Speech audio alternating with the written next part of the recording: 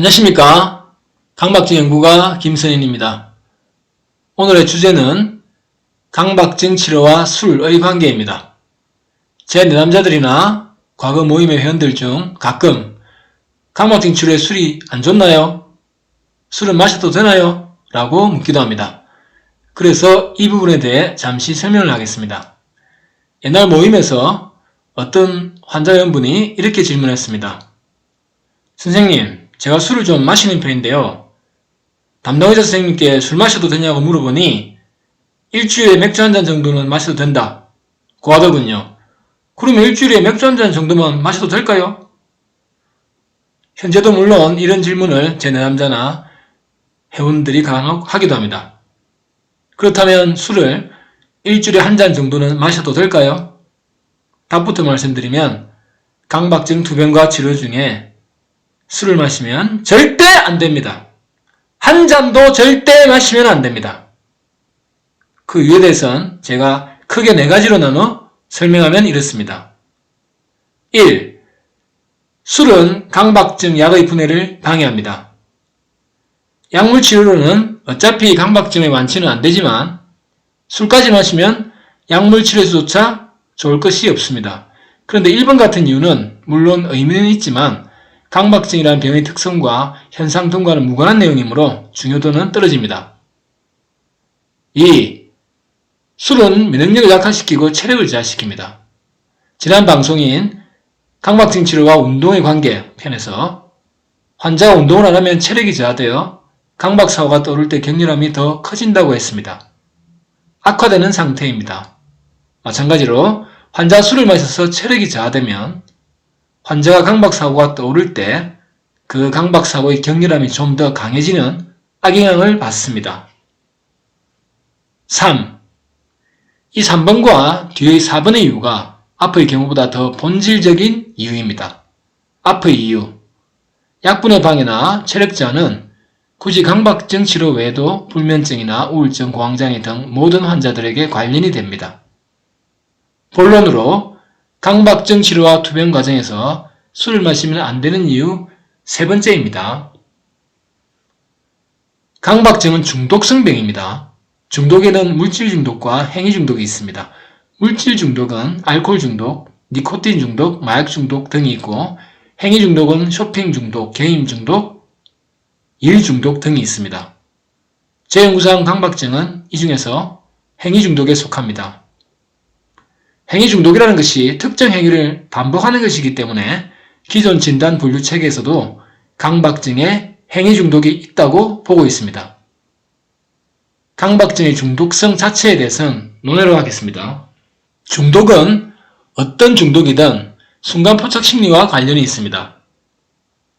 제 이론 아시는 분들 많겠지만 순간포착 심리란 사람이 어떤 순간을 느끼려고 하는 심리입니다. 예를 들어 사진사가 아기가 웃는 모습을 사진 촬영할 때 아기의 웃는 순간을 포착하려고 합니다. 일반인이든 환자든 모두에게 있는 인간의 공통적인 심리이고 동물에게도 있습니다. 강박증은 아주 넓게 보면 어떤 순간을 강하게 느끼려고 하는 것에 중독이 된 상태입니다. 다른 알코올 중독, 니코틴 중독, 게임 중독, 쇼핑 중독도 그렇습니다. 다만 그 어떤 순간의 내용이 달라질 뿐입니다. 강박증은 안전한 순간을 강하게 느끼려고 하는 상태입니다. 그런데 알코올 중독은 술을 마실 때의 쾌감의 순간을 강하게 느끼려고 합니다. 그래서 이 둘은 강박증은 행위 중독이고 알코올 중독은 물질 중독으로 분류는 다르지만 그러나 결국 어떤 순간을 강하게 느끼려고 하는 중독의 성질은 같습니다. 그래서 강박증 환자가 술을 마시면 느끼고자 하는 순간은 강박증과 다르지만 넓은 범위에서 결국 어떤 순간을 느끼려고 하는 욕구를 강화시키게 됩니다. 그래서 그런 욕구가 강박증도 악영향을 끼치기 때문에 안 좋습니다. 간단히 요약하면 강박증 환자가 술을 마시면 안 되는 이유는 강박증은 중독성병이고 술 마시는 것은 같은 중독에 관한 행위라서 안 됩니다. 물론 흡연도 하면 안 됩니다. 같은 이유입니다. 만일 환자가 담배 피고 술 마시고 하면 이미 치료에 매우 안 좋은 상황입니다. 제가 상담 때 내 남자에게 술 마시는지 담배 피는지 물어보고 하지 말라고 하고 또 이후에도 가끔씩 체크하는 이유가 그런 이유입니다. 4. 강박증 환자가 술을 마시면 안 되는 증상에 관한 직접적인 이유는 이렇습니다. 강박증을 이미 오래 겪어본 환자분들은 아시겠지만 강박 증상 중에 자신이 두려워하는 사건을 자신이 실제 했는지 안 했는지에 대해 미칠 것 같은 애매함이 있습니다.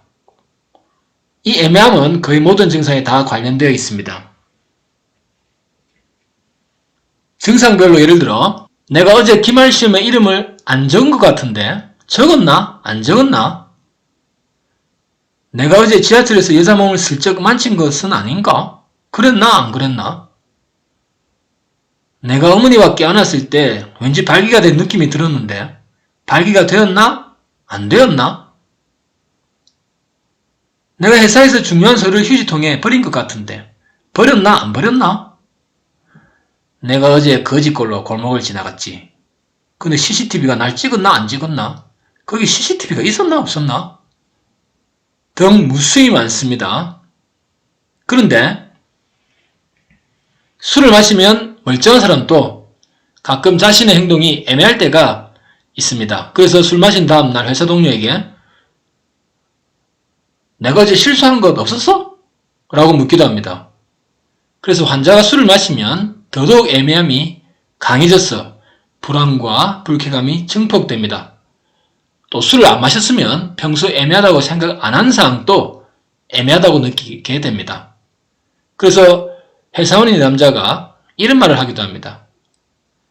제가 어제 회식을 했는데 술을 좀 많이 마셨어요. 그런데 술 마신 상태에서 길을 가다가 휠체어 타고 가는 장애인을 폭행하지 않았는지 불안했어요.